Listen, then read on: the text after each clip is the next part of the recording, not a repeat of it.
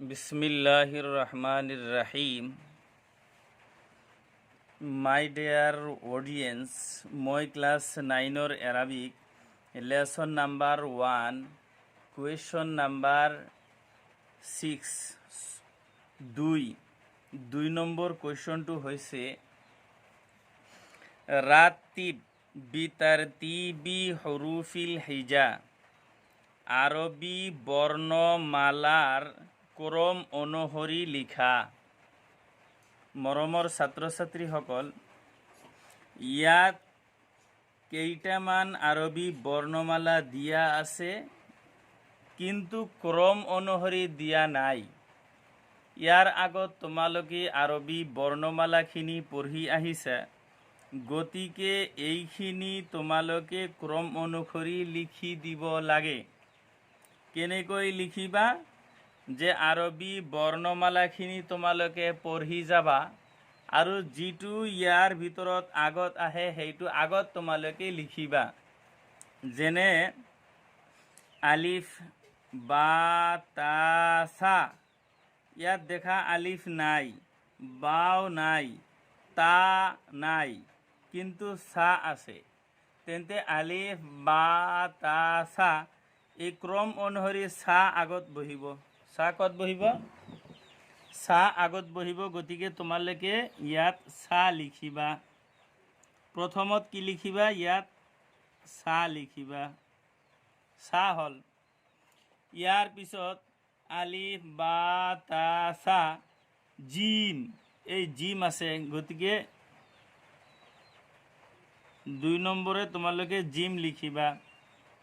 জিমৰ পিছত হা, খা, দাল, জাল, ৰা, ঝা, চিন আছে,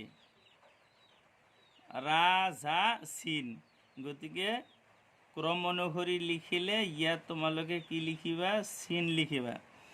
চিন, চিন, সোৱাদ আছে, সোৱাদ লিখিবা। সোৱাদ। দোৱাত ত জ আছে, ক্ৰম অনুসৰি তোমালোকে ইয়াত লিখিবা জ। ইয়াৰ পিছত তোমালোকে ত জ,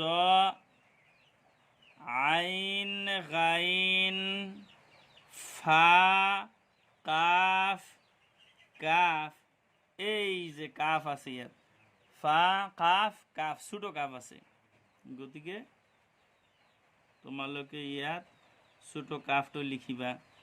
কাফ। কাফৰ পিছত লাম, এই লাম আছে, গতিকে লাম লিখিবা। লামৰ পিছত মিম আছে, মিম লিখিবা। লাম, মিম। ইয়াৰ পিছত নুন, লাম, মিম, নুন, ৱাও, হা, হামজা, এই যে ৱাও আছে, গতিকে তোমালোকে কি লিখিবা? ইয়াত ৱাও লিখিবা। ৱাও লিখাৰ পিছত ৱাও, হা, হামজা আছে, কি আছে? এই যে হামজা আছে, ইয়াত হামজা লিখিবা। এতিয়া ক্ৰম অনুসৰি হৈ গ'ল। এই হৰুফ কেইটা উলট পালট কৰি দিয়া আছে, আমি ক্ৰম অনুসৰি সজাই লিখি দিছোঁ। পৰীক্ষাত এনেকুৱা মাজে সময়ে আহি থাকে, আৰবী বৰ্ণমালাৰ ক্ৰম অনুসৰি লিখা। ইয়াত উলট পালট কৰি দিয়া আছে, মই চিধাকৈ লিখি দিছোঁ।